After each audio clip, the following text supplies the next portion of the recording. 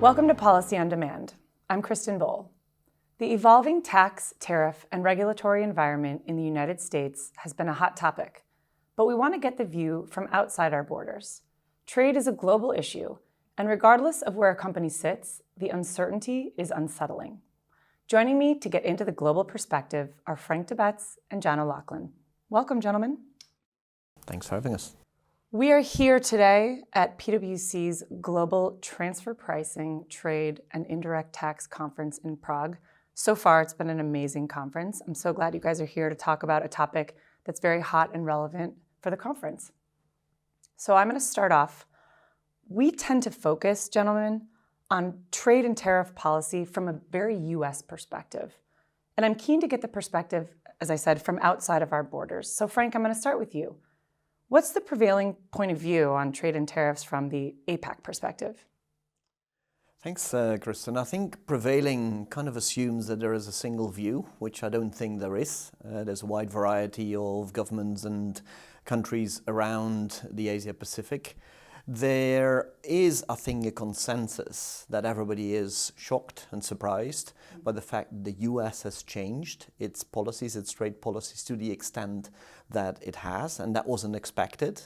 But at the same time, it's also a region where a lot of the things that the Trump administration has brought in is kind of par for the course in Asia. And although it's unexpected for an economy like the US to have that volatility, the unpredictability, and so on and so forth, there's also a sense around Asia that, well, this is just the way things are. And so people are taking it in their stride, while at the same time expressing concern that this is not what they were expecting from the US.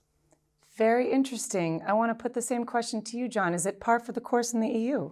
No, I think it's more challenging now to do business in the US. And I think maybe in slight kind of contradiction to Frank, I think the Asia perhaps might have been used to that way of doing business.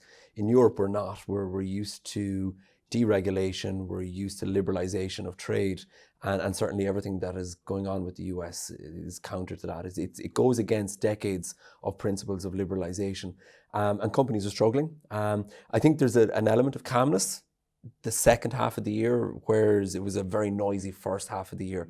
But companies now are getting used to that normal, but not against a very comfortable background. And there are companies that are looking to newer markets.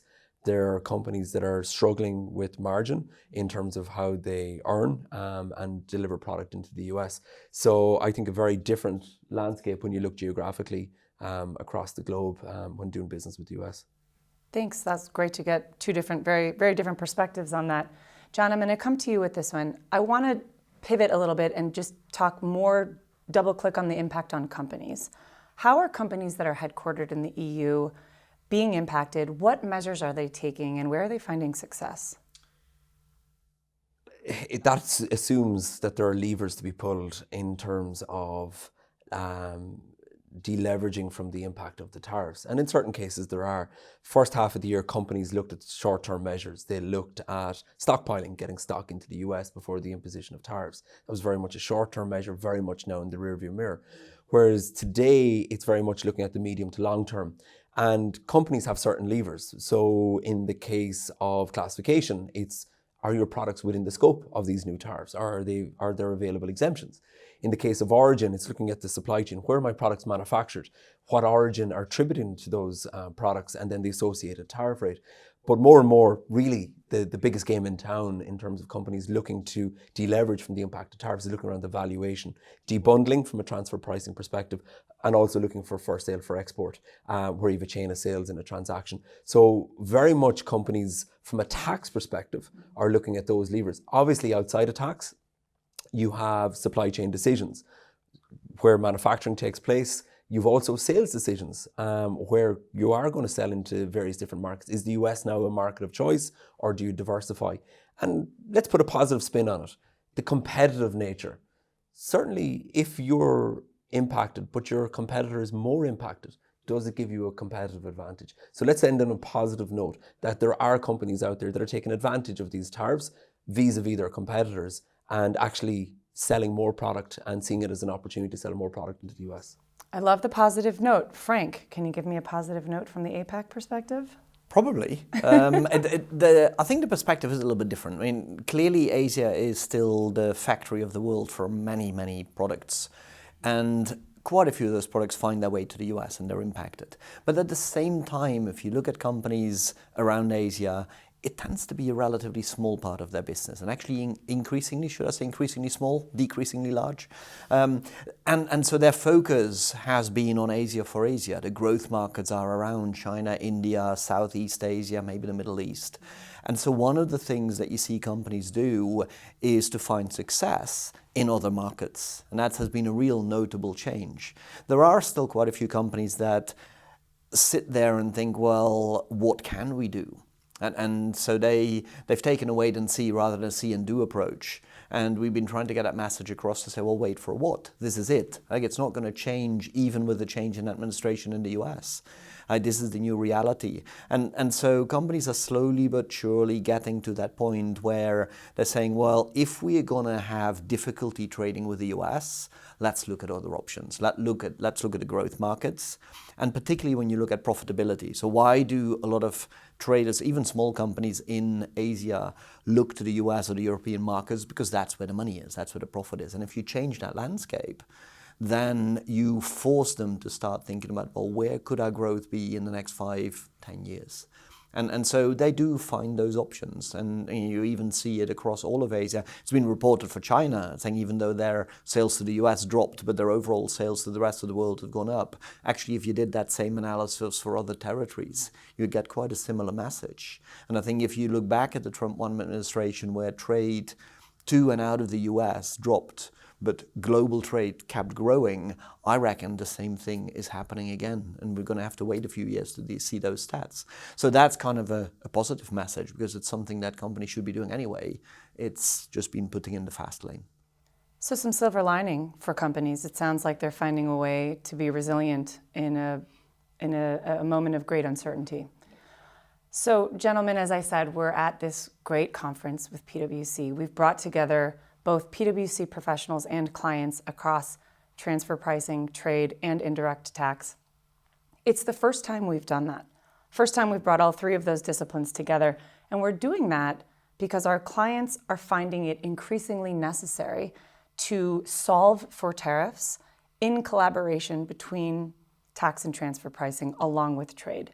How do you see, start with you, Frank, how do you see your clients collaborating in a cross-functional way to address tariff exposures? Not enough. Let's start with a slight challenge, perhaps, to the market out there.